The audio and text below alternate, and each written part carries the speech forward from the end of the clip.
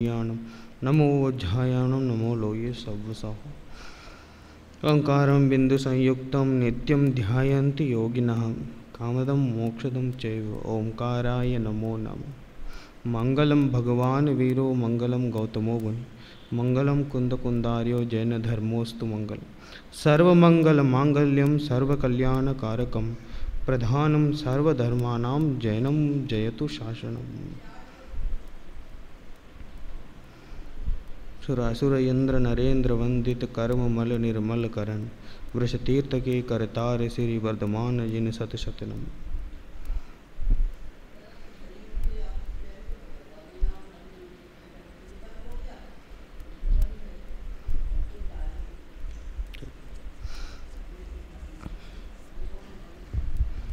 यहाँ मोक्ष मार्ग प्रकाशक के तीसरे अधिकार के माध्यम से कर्मों की अपेक्षा दुख, इस बात पर हमारी चर्चा हुई। जब आयु कर्म से होने वाले दुख और उससे निवृत्ति, इस बात की चर्चा हुई तो एक बहुत बड़ा सवाल उस समय खड़ा हुआ जी, आयुष ऐसे मरण हो जिन वर्ण ने बात कही है, तो किसी को हम आयु कैसे दे सकते हैं या पर किसी की आयु को हम कैसे ले सकते हैं। तो इस तरह की बात वहाँ पे हुई तो कहने लग गए कि दुर्घटनाएं होती हैं, उसमें अनेक जीवों की एक साथ आयु जाती है और भी कई प्रकार इस प्रकार के हम देखते हैं। तब बहिरंग निमित्त का संयोग होने पर जीव की मृत्यु होती दिखाई देती है। अगर इस तरह ही मरण होना हम जाने तो जीव की कोई स्वतंत्रता रहेगी नहीं। आयु कर्म की कोई भी इस तरह चलो इतनी आयु लेकर आए इतने जी कर जाएगा, इस तरह कोई आयु कर्म कभी भी कुछ भी हो जाता होगा। इस तरह अनेक प्रश्न मन में उठे कि अकाल मरण होता है कि नहीं, क्या है उसकी विवक्षा, वास्तव में अगर होता भी तो किस अपेक्षा से होता है, अगर नहीं होता है तो किस अपेक्षा से होता है। ये सब बातें पूरे विस्तार पूर्वक इस कालांश में हम समझेंगे। इसलिए साथ में दो बड़े ग्रंथ लेकर आया हूँ। एक तत्वार्थ सूत्र की सर्वमान्य टीका सर्वार्थ सिद्धि आचार्य पूज्यपाद द्वारा रचित है, और एक गोमटसार कर्मकांड आचार्य नेमित चंद्र द्वारा विरचित है। दोनों का ही ग्रंथ बहुत महत्वपूर्ण है। और एक क्रमबद्ध पर्याय दादा द्वारा जो लिखी है, इसको अपन अंत में पढ़ेंगे। पूर्व में पहले सर्वार्थ सिद्धि को हम पढ़ते हैं, फिर गोमटसार को पढ़ेंगे, उसके बाद क्रमबद्ध पर्याय में दोनों का जो दोनों की विवक्षा वो समझाई गई है वो अपन अंत में पढ़ेंगे।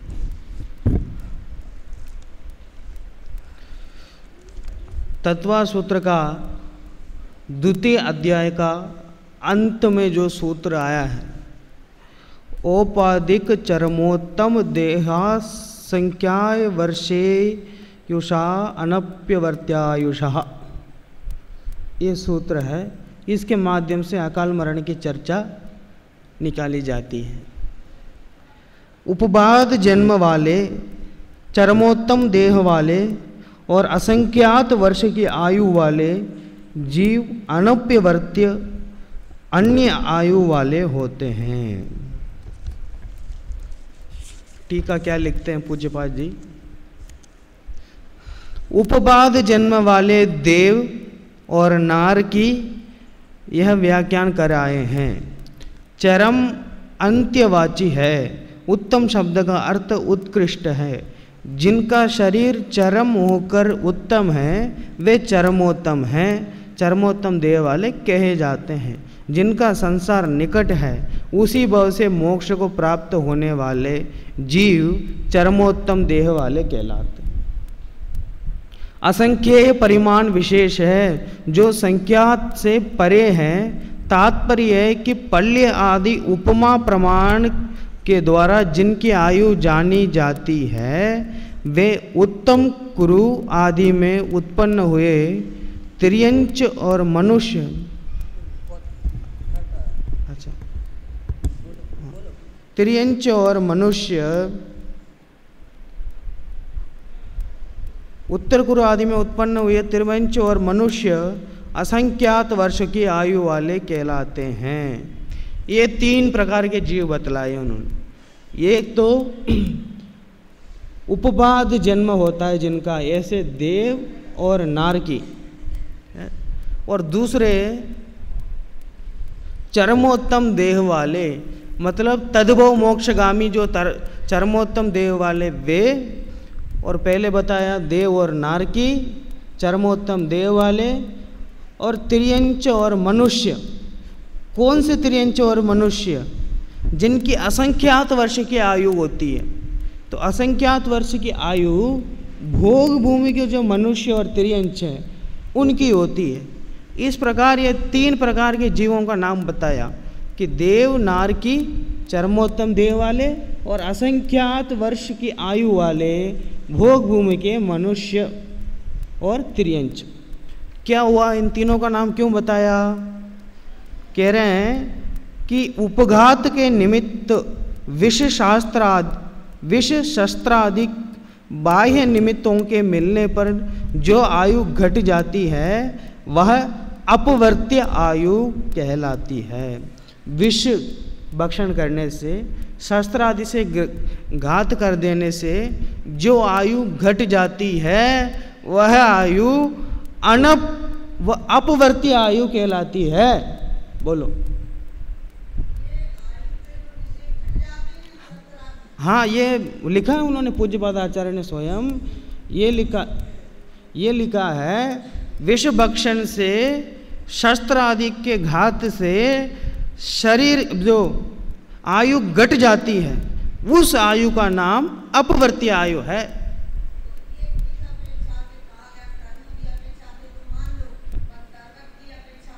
नहीं, सर्व की अपेक्षा नहीं, वही पूरे अपन एक बार पढ़ लेते हैं, अंत में क्या सार है वो अपन देख लेते हैं उसको। इसलिए उसको अपवर्त्य आयु व आयु कहलाती है। इस प्रकार जिनकी आयु घट जाती है वे अपवर्त्य आयु वाले कहलाते हैं, और जिनकी आयु नहीं घटती वे अनप्यवर्त्य आयु वाले कहलाते हैं। अपवर्त्य और अनपवर्त्य, इन औपाधिक आदि जीवों की आयु बाह्य निमित्त से नहीं घटती, यह नियम है। ये जो देवगति के जीव बतलाए, देवगति के, नरक गति के, चरमोत्तम देव वाले और भोग भूमि के मनुष्य और त्रियंच जो असंख्यात वर्ष की आयु जिनकी है, ये जीव हैं, इनकी आयु में कोई फर्क नहीं पड़ेगा। पहले समय में जितनी आयु थी, जितना उन्होंने बांधा था और पहले समय से शुरुआत किया, उतने पूरे वो भोग करके ही जाते हैं साहब। उनकी तो छुट्टी। अब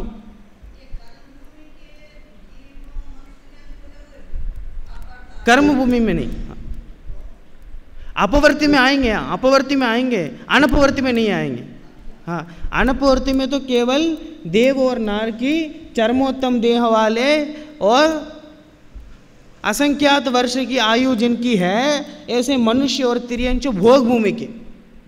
हाँ, ये तीनों की जो है इनकी आयु घटती नहीं है कभी, जितनी है उतने ही वो पूरे भोग करके जाते हैं सब। अब उनकी तो छुट्टी हो गई, अब अकाल मरण के चक्कर में वे तो नहीं पड़ेंगे। अब ये अपने को जो मनुष्य और त्रियंच है कर्म भूमि के, इनके समझना है अभी। सूत्र में जो उत्तम विशेषण दिया है वह चरम शरीर के उत्कृष्टपने को दिखलाने के लिए दिया है। यहाँ इसका कोई और विशेष अर्थ नहीं है, अथवा चरमोत्तम देहा पाठ के स्थान में चरम देहा यह पाठ भी मिलता है। ये तो विशेषार्थ भुज्यमान आयु का उत्कर्षण नहीं होता। दो प्रकार की आयु होती हैं, एक बध्यमान, एक भुज्यमान। कह रहा है कि बुद्धिमान जो आयु है जिसका हम भोग कर रहे हैं, वर्तमान में जो आयु अपनी चालू है, उस आयु का उत्कर्षण नहीं होता। उत्कर्षण माने बढ़ना, जीव के परिणामों को निमित्त पाकर कर्मों की स्थिति को बढ़ने को उत्कर्षण कहते हैं। तो वर्तमान आयु जो आप पा रहे हैं उसमें तो नहीं बढ़ सकता। उस दिन एक प्रश्न कर रहे थे, वे आए नहीं साधर्मी भाई, वो कह रहे थे कि हम तो शुद्ध खान पान रखते हैं, योगा आदि करते हैं, वो आदि करते हैं, तो हमारी आयु बढ़ जाती होगी। तो फिर ये इन्होंने सिद्धांत वाक्य लिखा है इन्होंने कि बुद्धिमान आयु का उत्कर्षण नहीं होता साहब। बुद्धिमान आयु में जितनी आयु है उतने ही है, उसमें कोई उत्कर्षण नहीं होता। केवल उदीर्ण होकर आयु घट सकती है।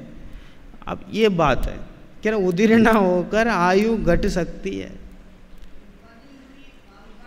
हाँ, वर्तमान की आयु, बुद्धिमान आयु, बुद्धिमान आयु, हाँ बुद्धिमान जिस आयु को हम भोग कर रहे हैं कैलाश चंद जी साहब, उसमें उदीर्ण होकर आयु घट सकती है। इसलिए प्रश्न होता है, क्या सब संसारी जीवों की आयु का ह्रास होता है या इसका कोई भी, इसमें कोई अपवाद भी है? इसी प्रश्न के उत्तर स्वरूप प्रकृत सूत्र की रचना हुई।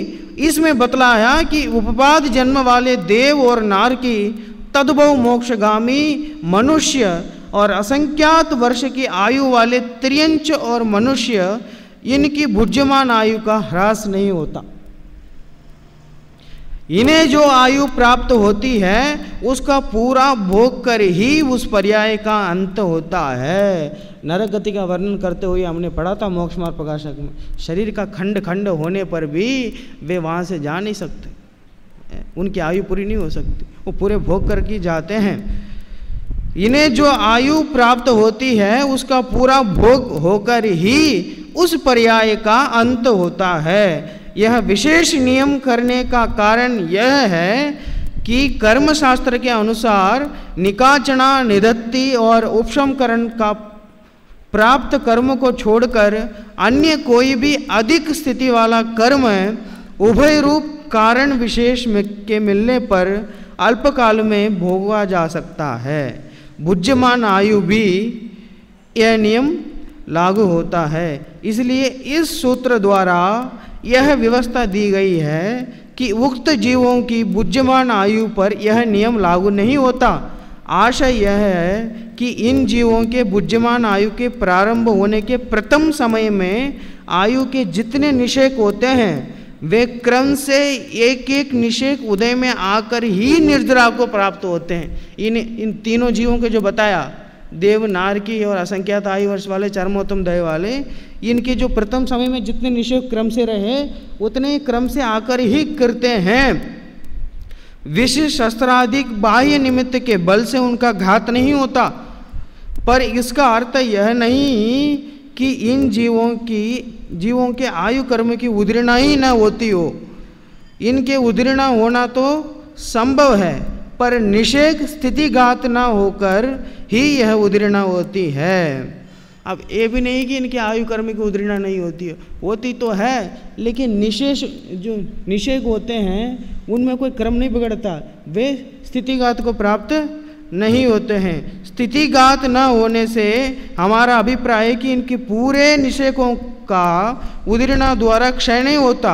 सूत्र में तद्भव मोक्षगामी के लिए चरमोत्तम देह पाठ आया है, वो तो चरमोत्तम देह की बात है कि इतनी बात इन्होंने इसमें बताई फरवा सिद्धि में, इससे ज़्यादा नहीं है।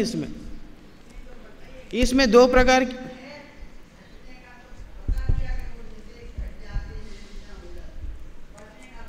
हाँ इसमें केवल इतना ही बताया कि दो प्रकार की आयु है, अपवर्ती और अनपवर्ती। अनपवर्ती आयु में क्या होता है, जितने निषेक होते हैं पहले समय से उतने निषेक पूरे भोग करके जाता है जीव, और अनपवर्ती आयु में देव, नारकी, चरमोत्तम देव वाले और असंख्यात वर्ष की आयु है जिन्हें ऐसे त्रियंच और मनुष्य भोग भूमि के जो हैं वे, इन तीनों के अनपवर्ती आयु है। और जो शेष जीव हैं मनुष्य और त्रियंच कर्मोपयोगी इत्यादि ये अपवर्ती आयु वाले, इनकी आयु उदीर्णा से घटती है।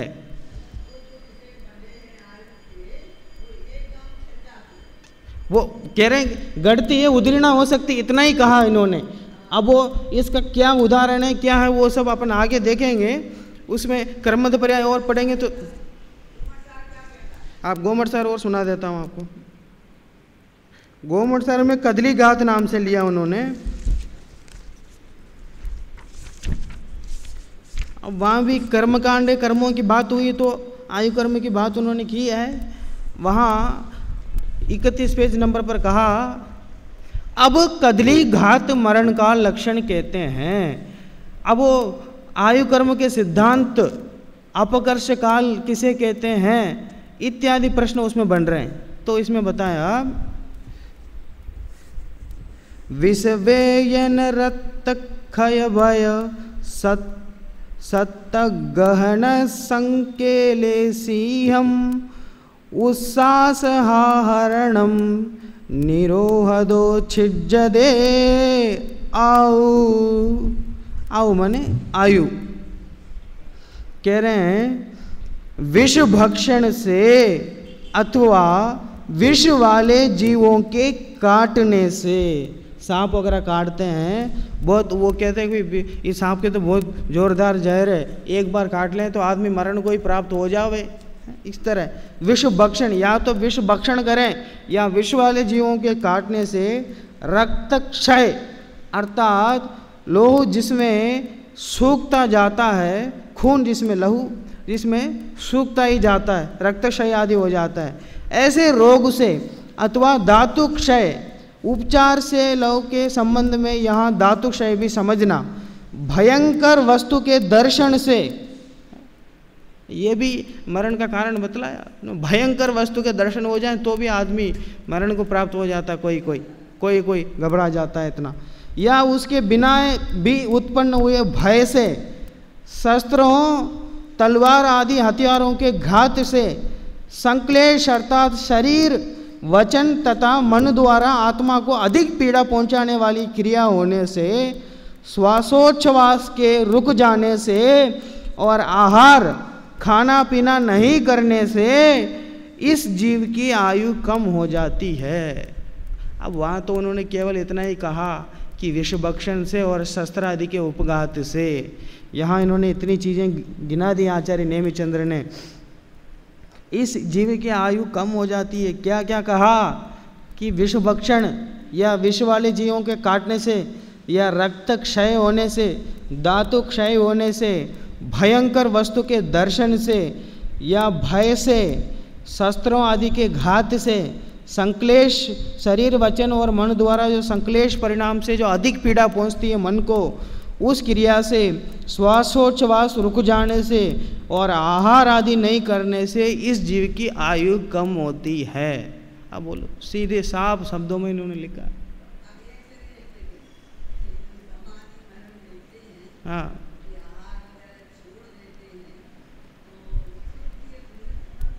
नहीं, अब इनकी विवक्षा क्या है ये भी तो देखनी पड़ेगी। इन्होंने कहा इन कारणों से जो मरण हो अर्थात शरीर छूटे हैं उसे कदली घात मरण अथवा अकाल मृत्यु कहते हैं।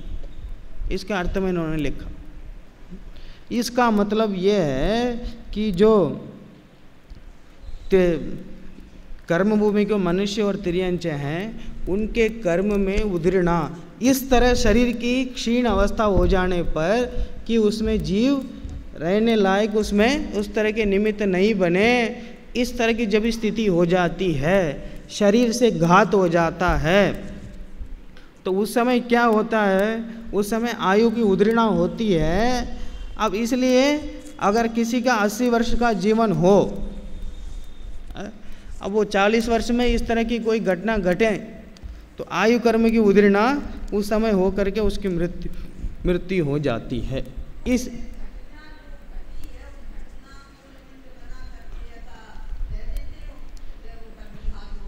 हाँ बिल्कुल, घटना प्रधानी तो इसलिए तो सब गिना रहे हैं ये लोग। वो इतना निमित्त क्यों गिना रहे हैं? घटना ये सब चीज़ें जब होती हैं तभी जीव की मृत्यु होती है। अब ये केवल यही व्यवस्था है, उनकी उधरणा भी होती है। अब बात ये है कि जब 80 वर्ष का जीव बांध कर आया था, अब 40 वर्ष में उधरणा हो गई, तो ये तो केवल ज्ञान में भी ऐसे ही झलका कि ये जीव 80 वर्ष का बांध कर जाएगा और 40 वर्ष में इसकी उधरणा होगी, तो उसकी मृत्यु 40 वर्ष में ही हो जाएगी। ये 80 वर्ष का बंधना भी केवल ज्ञान के ज्ञान में झलका है और 40 वर्ष में उसकी उधरणा होकर मृत्यु हो जाएगी, ये बात भी ज्ञान में झलका है। अब जब केवल ज्ञान की अपेक्षा हम कहते हैं, ये तो साहब ये तो स्वकाल मरण ही हुआ ना। केवल ज्ञानी तो जानते थे, अगर किसी केवल ज्ञानी से जाके पूछते हैं कि ये कितने वर्ष जिएगा, तो वे क्या बतलाते हैं? वे तो यही बतलाते हैं कि 40 वर्ष तक जिएगा, है ना। तो उस अपेक्षा से हम कहना चाहते हैं कि इस तरह कोई भी अकाल मरण नहीं होता, सभी मरण अपने स्वकाल में ही होते हैं, क्योंकि केवल ज्ञान के ज्ञान में सब झलक चुके हैं, क्रमवर्ती सब क्रम से झलक चुके हैं कि इस समय होगा। लेकिन कर्म सिद्धांत, करणानियोग के सिद्धांत, अपवर्ती और अनपवर्ती आयु की अपेक्षा कि इन जीव जो होते हैं, जो अल्पायु वाले होते हैं, इनके आयु कर्म के उद्दीर्णा होती ही होती है। और गोमटसार में साफ उसी को ही कदली गात और अकाल मरण ऐसा कहा है। हाँ, वहाँ उन्होंने अपवर्ती आयु कहा और शरीर आदि के जो घात होने से इस तरह की मरण मृत्यु संभव है। वो वर्तमान में तो कोई केवली है ही नहीं है। जो अवधि ज्ञान वाले हैं वे भी थोड़े समय के लिए जानते हैं, इसलिए क्या करें। तो केवली के अभाव में तो हम तो भाई या तो केवली से पूछ लें, तो केवली नहीं तो क्या करें। तो हम तो यही समझते हैं कि पूरे शरीर को देख के, हाँ बढ़िया हट्टा कट्टा आदमी उसको देख के कि अच्छा जी सकता था, लेकिन मृत्यु हो गई है। तो ये कर्म सिद्धांत की अपेक्षा उसको मुख्य करके, उस कथन को मुख्य करके, उस अपेक्षा से जब कथन करते हैं तब हम ये कहते हैं कि अकाल मृत्यु हो गई है, आकस्मिक उसका मरण हो गया, इस तरह कहते हैं। वहीं उस दृष्टि को गौण करके, कर्म सिद्धांत की दृष्टि को गौण करके, उस अपेक्षा से नहीं कह के अरे ये तो केवल भगवान के समय में जो होना है सो निश्चित है, केवल ज्ञानी ने गाया है। वो केवल ज्ञान के ज्ञान में इस तरह जानने में आया कि ये जीव तो 80 वर्ष तक आयु बांध कर आया है, लेकिन बीच में ही 40 वर्ष में इस तरह की घटना घटेगी कि भाई बीच में उसको जाना पड़ेगा। जब केवल ज्ञान की अपेक्षा हम बात करते हैं, सब कुछ निश्चित है, ये केवल ज्ञान में निश्चित है ये बात, मतलब ये जब उसकी अपेक्षा हम बात करते हैं तब तो ये कहते हैं कि कोई अकाल मरण नहीं होता, सारे मरण स्वकाल में होते हैं। अपेक्षा की बात है, व्यवस्था की बात है, दोनों पक्षों को उतना ही मजबूती से ग्रहण करना चाहिए। मैं तो कहता हूँ अब वो थोड़ी सी वो किसी को जब अपन केवल ज्ञान की अपेक्षा बात करते हैं कि अकाल मरण होता ही नहीं है, सब स्वकाल में होता है, थोड़े से मन में खटकती है बात, अरे शास्त्रों में लिखी हुई बात को तुम कैसे मना कर सकते हो। लेकिन वैसा वो शास्त्र में तो लिखी है, वहाँ कर्म सिद्धांत की अपेक्षा, आयु कर्म की उद्दीर्णा अपेक्षा, और उन्होंने पूरी उपेक्षा समझा दी कि अरे जो देव नार की है, चरमोत्तम देव वाले हैं और असंख्यात आयु वाले जो भोग के जीव उनके नहीं होती हैं, उनके ये अकाल मृत्यु नाम की कोई चीज़ उनमें नहीं है। हाँ, बुद्धिमान आयु की अपेक्षा से ही बुद्धिमान आयु में वो उत्कर्षण तो होता नहीं है, तो वो अपकर्षण जो है वो इन आयु के जो जीव है, मनुष्य गति और तिर्यंश गति के जो कर्म भूमि के, उन आयु के उद्दीर्णा होती।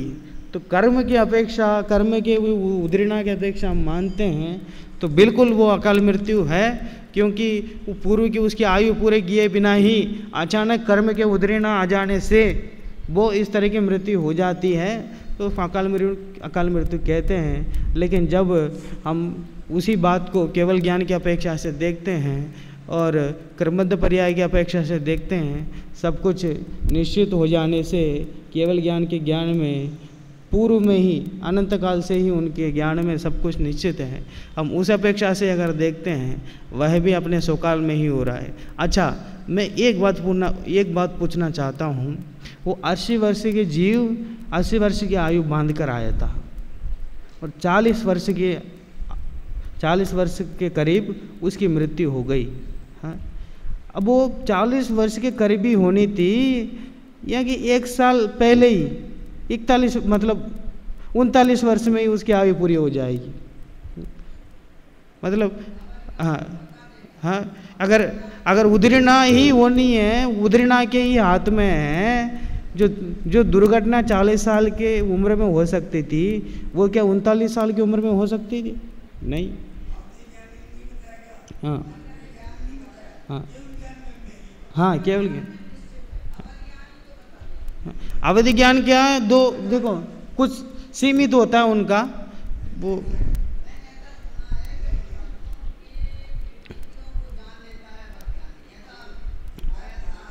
है उसका उल्लेख है, मैं पढ़ता हूँ। सुनिए, अपन एक बार अपन वो जो, हाँ वो चर्चा अपन कर सकते हैं, लेकिन एक बार अपन यहाँ शास्त्रों में क्या लिखा है उसको एक बार पढ़ लेते हैं। तो हाँ, वही क्रमबद्ध पर्याय में पेज नंबर 81 में एक प्रश्न उठाया है, जब सुख दुख जीवन मरण सब कुछ नियत है, स्वकाल में ही होते हैं, तो फिर अकाल मृत्यु नाम की कोई चीज नहीं रही। जबकि शास्त्रों में अकाल मृत्यु की चर्चा आती है। तत्वा सूत्र के दूसरे अध्याय के अंतिम सूत्र में अकाल मृत्यु की बात साफ साफ लिखी है। ऐसा प्रश्न उन्होंने उठाया, उसके उत्तर में कह रहे हैं, विषभक्षण आदि द्वारा होने वाली मृत्यु को अकाल मृत्यु कहा जाता है। यह कथन आयु की उद्रीणा या अपकर्षण की अपेक्षा किया जाता है, अथवा अपेक्षित आयु से पहले होने वाले मरण की अपेक्षा यह कथन किया जाता है, वस्तुतिथि की अपेक्षा नहीं। क्योंकि केवली भगवान के ज्ञान में तो जिस काल में उसका मरण होना ज्ञात हुआ था उसी काल में हुआ, अतः वह भी स्वकाल मरण ही है, अकाल मरण नहीं है। तत्वा सूत्र में भी आयु कर्म की स्थिति के अपकर्षण की बात कही गई है, और तत्वा सूत्र के जिस सूत्र में उक्त चर्चा वह इस प्रकार है, औपाधिक चरमोत्तम देह असंख्य वर्षायुष अनप्यवर्ती आयुष। उपवाद जन्म वाले देव नार की चरमोत्तम देह वाले अर्थात उसी भव से मोक्ष जाने वाले और असंख्यात वर्ष की आयु वाले भोग भूमियों की आयु अपवर्तन रहित होती है, अर्थात उनकी आयु का उसी भव में अपकर्षण नहीं होता। आयु दो प्रकार की होती है, बुद्धिमान आयु और बध्यमान आयु। जिस आयु को जीव वर्तमान में भोग रहा है उसे बुद्धिमान आयु कहते हैं, और जो आयु बन तो गई है पर जिसका उपभोग अगले भव में होगा उसे बध्यमान आयु कहते हैं। बध्यमान आयु की स्थिति में तो सभी का अपकर्षण होता है, पर बुद्धिमान आयु का अपकर्षण उक्त सूत्र में कथित जीवों के मुख्य रूप से नहीं होता, यह बताना उक्त सूत्र का उद्देश्य है। तत्वा सूत्र का जो सूत्र है उसका। राजा श्रेणिक ने 33 सागर की नरकायु की स्थिति बांधी थी और उसका अपकर्षण होकर 84,000 वर्ष रह गई, वो बध्यमान आयु। पर यह तो पूर्व भव में ही हुआ। नरकायु का उपभोग आरंभ होने के बाद उसका अपकर्षण संभव नहीं है। अगर एक समय शुरू हो गया होता 33 सागर का, उसके बाद उसे कम नहीं किया जा सकता था। जबकि उक्त सूत्र में कथित जीवों को छोड़कर अन्य जीवों की आयु का अपकर्षण उसी भव में भी हो जाता है, ऐसा कहा है। जो संपूर्ण चर्चा आयु के अपकर्षण की है उससे क्रमबद्ध पर्याय की निश्चितता में कोई अंतर नहीं पड़ता। जिस प्रकार हम किसी दुकानदार के पास खरीदा हुआ सामान पसंद न आने पर वापस करने जाते हैं तो पैकेट बंद सामान तो वापस कर लेता है, पर पैकेट खुल जाने पर कुछ सामान तो वापस कर लेता और कुछ वापस नहीं करता। उसी प्रकार जिस आयु का उपभोग आरंभ नहीं हुआ है उसमें तो सभी अपकर्षण संभव है, पर उपभोग आरंभ हो जाने पर उक्त सूत्र में कथित आयु का अपकर्षण संभव नहीं है। यही बात उक्त सूत्र में बताई गई है। जिस प्रकार कोई सामान ले आए दुकान से, वो सामान अपन ओपन कर दिया, उसको खोल दिया, तो कोई सामान तो वो वापस ले लेता दुकान वाला, कोई सामान तो कहता है अरे तुमने खोल दिया भैया, आप नहीं लेंगे हम, है वो ऐसा कहता है। वैसे आयु में भी ये एक आयु उन्होंने जो देवनार की चरमोत्तम देव वाले और असंख्यात वर्ष की आयु जिन्हें वे सामान तो उनमें कोई दिक्कत नहीं है, लेकिन वो वापस नहीं लिए जाएंगे, उनमें अपकर्षण नहीं होगा, लेकिन इनमें अपकर्षण संभव है शेष जीवों के। ये बात वो बताना चाह रहे हैं।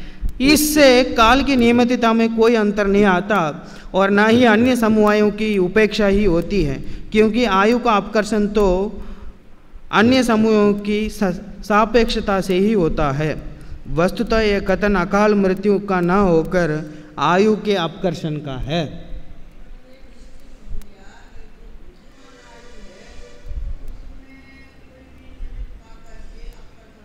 हाँ बिल्कुल हो सकता है, इसलिए अकाल मृत्यु का प्रकरण नहीं है, ये आयु के अपकर्षण का प्रकरण है। इस संदर्भ में जैनेन्द्र सिद्धांत कोशकार के श्री जिनेन्द्र वर्णी का निम्नलिखित कथन द्रष्टव्य है। 5वां प्रश्न अकाल मृत्यु संबंधी। समय से पहले विषभक्षण आदि से होने वाली मृत्यु को अकाल मृत्यु कहते हैं। जिनेन्द्र वर्णी साहब कह रहे हैं ये बात। कर्म सिद्धांत के अंतर्गत पूर्वबद्ध कर्मों की स्थिति आदि के घटने बढ़ने को अपकर्षण व उत्कर्षण कहते हैं। अपकर्षण घटने को और उत्कर्षण बढ़ने को कहते हैं, और प्रकृति के बदल जाने को संक्रमण कहते हैं। समय से पहले कर्म को उदय में लाना उदीर्णा कहलाती है, और समय से पहले उन्हें झाड़ देना निर्जरा कहलाती है। समय से पहले जो कर्म का उदय आता है वो उदीर्णा कहलाती है। आगम कथित ये सब विषय नियति के बाधक हैं, ऐसी आशंका भी करना योग्य नहीं है, क्योंकि इसका उत्तर तो वही उपरोक्त विकल्प हैं जिसके आने पर तदनुरूप ही प्रवृत्ति स्वतः होती है। तीव्र क्रोध आने पर ही विषभक्षण आदि का कार्य होता है, उसके अभाव में नहीं। इसी प्रकार अपकर्षण, उदीर्णा व निर्जरा आदि के संबंध में भी जानना, क्योंकि अकाल मृत्यु का अर्थ आयु कर्म की उदीर्णा के अतिरिक्त और कुछ भी नहीं है। आयु कर्म की जो उदीर्णा होती है वही अकाल मृत्यु है, उसके अलावा और कुछ भी नहीं है। अकाल तो केवल इसलिए कहा जाता है कि जितनी आयु बांधी उतनी स्थिति पूरी नहीं की। वास्तव में कोई भी कर्म ऐसा नहीं है जिसकी स्थिति बंध के अनुसार ही उदय में आती हो। बुद्धिहीन सूक्ष्म प्राणियों में भी ये उत्कर्षण आदि बराबर हो रहे हैं। वास्तव में कोई भी ऐसा कर्म नहीं है जिसकी स्थिति बंध के अनुसार ही उदय में आती हो। सभी में उदीर्णा होती है, सारे कर्मों में। हाँ, केवल ये आयु कर्म को ही अलग कर रहे हैं ऐसी बात नहीं है, ये 8 कर्मों की बात है। 8 कर्म में भी जैसी स्थिति बंधते हैं वैसे उदय में आते हो ऐसी बात नहीं है। वो स्थिति अनुभाग थोड़ा कम ज़्यादा हो जाता है, कभी उदीर्णा हो जाती है, संक्रमण हो जाता है। तो फिर जब ये 8 कर्म की बात है तो आयु कर्म इससे दूर क्यों, आयु कर्म अपराध क्यों हो? ये जो मनुष्य और त्रियंच हैं कर्मभूमि, इनके भी वो उत्कर्षण अपकर्षण इसमें संभव है। बुद्धिहीन सूक्ष्म प्राणियों में भी ये उत्कर्षण आदि बराबर हो रहे हैं। जैसा जैसा विकल्प उस समय होता है वैसे वैसे प्रवृत्ति उस समय की होती है। तत्फल स्वरूप वैसे नवीन बंध व उत्कर्षण आदि होता है। उत्कर्षण आदि के परिणाम कोई और हो और बंध के कोई और, ऐसा नहीं है। जो परिणाम हो रहा है वही बंध का कारण भी बन रहा है, वही उत्कर्षण आदि का परिणाम भी वही बन रहा है, वही निमित्त है। एक समय के जिस एक परिणाम या प्रवृत्ति से बंध होता है उसी से उसी समय यथा योगी उत्कर्षण अपकर्षण आदि भी होते हैं, अतः इनसे नियति बाधित नहीं हो सकती। कह रहे ये तो नियति बदल जाएगी, ये कैसा उसका हो जाएगा, ऐसा कुछ नहीं। जो परिणाम हो रहा है, जिस परिणाम से बंद हो रहे हैं उसी परिणाम से अपने आप उत्कर्षण अपकर्षण आदि हो जाता है। वो अन्य कर्मों में भी सहज ही होता रहता है, और इस तरह बहिरंग निमित्त पाकर वो उसी समय उसी परिणामों का उपादान रूप योग्यता होने से आयु कर्म की उदीर्णा हो जाती है और उसकी मृत्यु हो जाती है। केवल ज्ञान,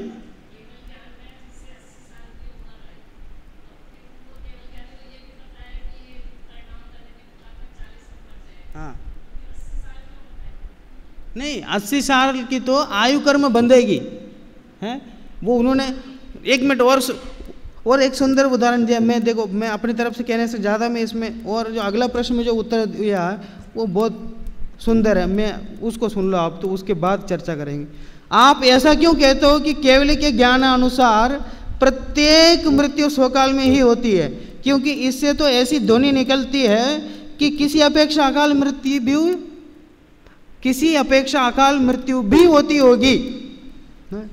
होती तो क्या, कहीं अवश्य जाती है। अपकर्षण, उदीर्णा आदि की अपेक्षा इस प्रकार कथन होता है, इसे शैवक्षम ज्ञान की अपेक्षा भी कह सकते हैं। हम जो शैवक्षम ज्ञानी वाले हैं, हमारी समझ से ये बात दूर है, केवल ज्ञान गम्य बात है, इसलिए एक शैवक्षम ज्ञान की अपेक्षा ही इस प्रकार का कथन होता है। उद्दीर्णा उत्कर्षण की जो बात होती है, जिस प्रकार एक घड़े में 10 लीटर पानी है, उसमें एक छेद भी है जिससे वह पानी 1 घंटे में 1 लीटर की रफ्तार से निकल रहा है।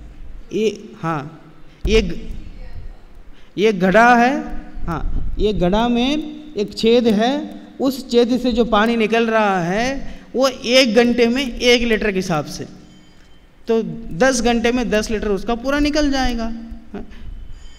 यदि किसी गणितज्ञ से पूछा जाए कि वह घड़ा कितने समय में खाली हो जाएगा, तो वह अपने गणित अनुसार 10 घंटे ही बताएगा, जो कि बिल्कुल सही है। पर यदि किसी भी भविष्य ज्ञानी से पूछा जाए कि घड़ा कब तक खाली हो जाएगा, तो वह भी यह बता सकता है, वह यह भी बता सकता है कि 5 घंटे में, क्योंकि उसे यह भी पता है कि 5 घंटे बाद एक बालक की ठोकर से एक घड़ा ढुलक जाएगा और पानी निकल जाएगा। अब गणित की अपेक्षा उसे असमय से खाली होना कहा जाएगा, और भविष्य ज्ञानी अथवा वस्तु स्थिति की अपेक्षा यह कहा जाएगा कि उसकी नियति ही यह थी। अतः स्वसमय में अपनी होनार के अनुसार उचित निमित्त पूर्वक ही सब कुछ घटित हुआ।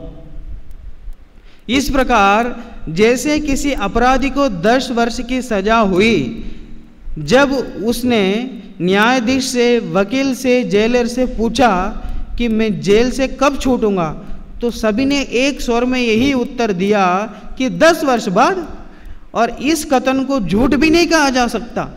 वकील, न्यायाधीश, सभी लोग ये कहेंगे कि 10 साल तुम्हारी सजा है तो 10 साल बाद छूटोगे। पर जब किसी भविष्य ज्ञानी से पूछा जाएगा तो वह भी यह कह सकता है कि 5 वर्ष बाद, क्योंकि उसे पता है कि 5 वर्ष बाद राजा के पुत्र का जन्म होगा और उसकी खुशी में सभी कैदी छोड़ दिए जाएंगे और यह भी छूट जाएगा।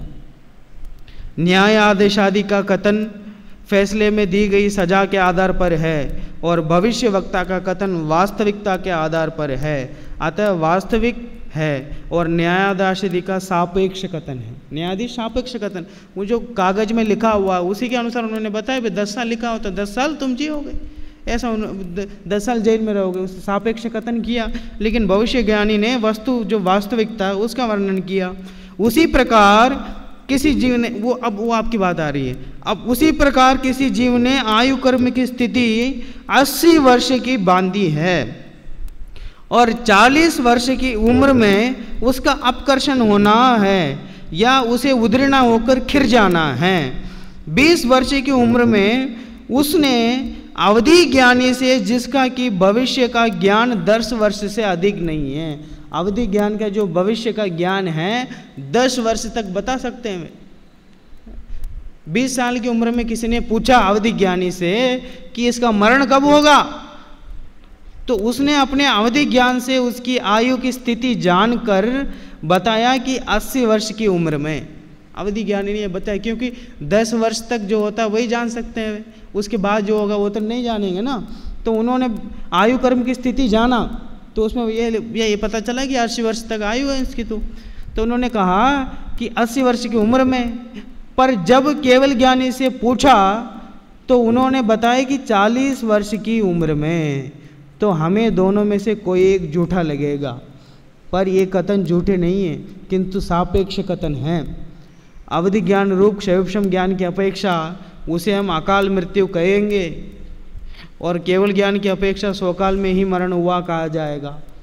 अवधि ज्ञानी ने तो कहा कि 80 वर्ष तक है आयु, लेकिन ये तो 40 वर्ष में ही मर गया, लेकिन वो सापेक्ष शैवक्षम ज्ञान होने से वो सापेक्ष कथन है, लेकिन केवल ज्ञान की अपेक्षा वो भी स्वकाल मरण में ही हुआ कहा जाएगा। अथवा स्वास्थ्य आदि देखकर हम अपेक्षा तो यह रखते हैं कि आदमी 80 वर्ष जिएगा, पर विषादी भक्षण से जब वह 40 वर्ष की उम्र में ही मर जाता है तो कह देते हैं असमय में मरण हो गया है। हमारे इस ज्ञान का क्या आधार है कि उससे 40 वर्ष से अधिक जीना था। बिना इस ज्ञान के उसे अकाल कहना कथन मात्र के अतिरिक्त और क्या हो सकता है। उक्त कथन से यह स्पष्ट हो जाता है कि मरण तो जब होना था तभी हुआ, उनमें कोई फेरफार नहीं हुआ। जो कुछ भी अंतर आया वह मात्र कथन करने में आया। जिन शब्दों में आ लगाकर निषेधवाचक बनाया जाता है उनमें अकाल भी एक शब्द है, जिसका अर्थ समय से पहले न होकर काल से भिन्न कोई अन्य कारण होता है। अकाल काल का कारण नहीं है और कोई कारण है, क्योंकि इस प्रकरण में काल शब्द का प्रयोग एक कारण के अर्थ में हुआ है। मृत्यु रूपी कार्य के होने में अनेक कारण होते हैं, उनमें काल भी एक कारण है। कथन में अनेक कारण तो एक साथ नहीं आ सकते, अतः किसी एक कारण को मुख्य करके कथन होता है। जब काल को मुख्य करके कथन होता है तब उसे काल मृत्यु कहते हैं, और जब काल मुख्य कारण रूप से दिखाई न दे, काल से भिन्न विषभक्षण आदि कोई अन्य कारण मुख्य दिखाई दे तो उसे अकाल मरण कहते हैं। जब काल का कारण मुख्य दें, चलो अभी कोई 80-85 वर्ष में किसी का मरण हो जाए तो कहते हैं तो उम्र पूरी हो गई, काल पूरा हो गया उसका, जो मरण हो गया, ऐसा कहते हैं। और उससे पहले मरण हो जाए तो अकाल कहते हैं। क्यों? मतलब वो काल का कारण नहीं कहना, क्यों? काल का कारण तो समझ में नहीं आता भाई, अभी तो शरीर अच्छा है, इसका स्वास्थ्य भी अच्छा है, काल तो समझ में नहीं आता, कोई और कारण होगा, इसलिए अकाल काल का कारण नहीं है। विषभक्षण आदि कारण से उसकी मृत्यु हो गई, इसलिए अकाल मृत्यु। बात समझ में आ रही ना? कितनी सुंदर चर्चा है। अकाल मृत्यु की परिभाषा में भी कहा गया है कि विषभक्षण आदि के द्वारा होने वाली मृत्यु को अकाल मृत्यु कहते हैं। हाँ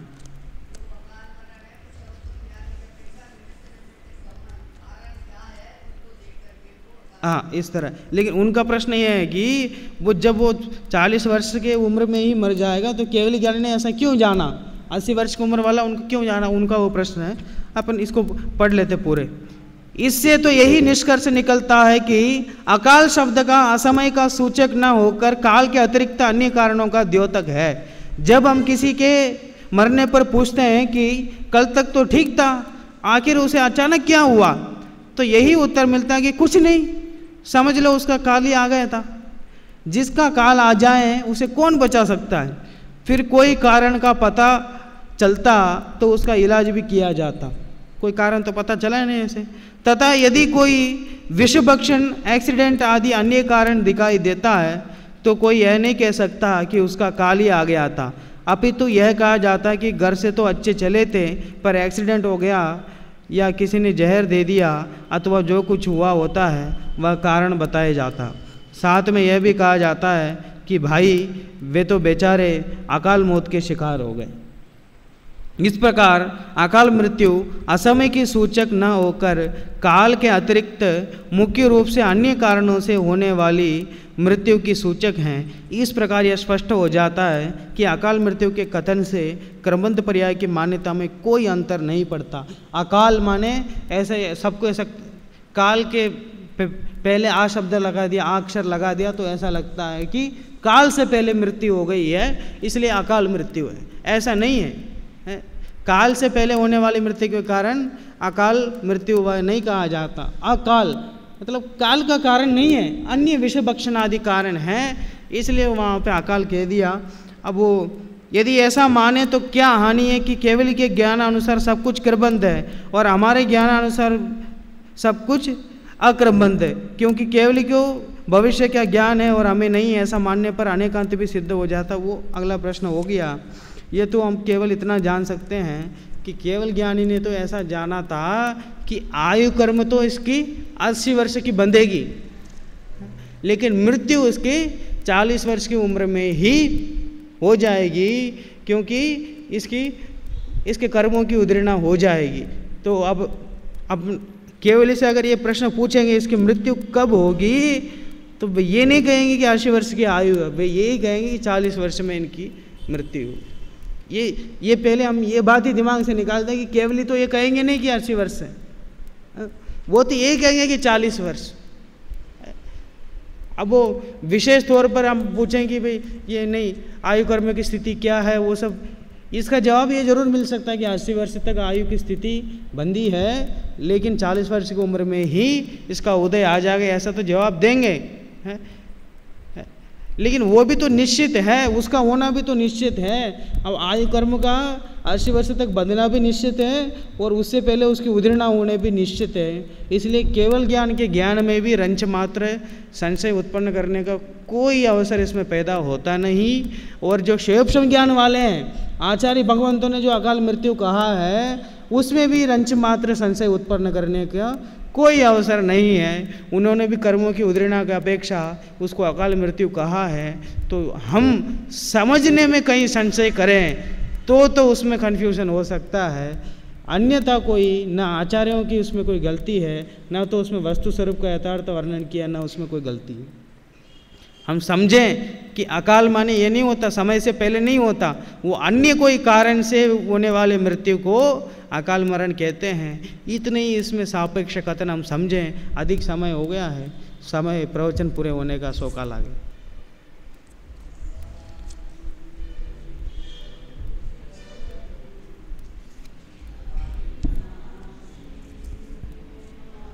मैं स्वरूप सहजानंदी शुद्ध स्वरूपी अविनाशी हूँ आत्मस्वरूप। सहजानंदी शुद्ध स्वरूपी अविनाशी हूँ आत्मस्वरूप।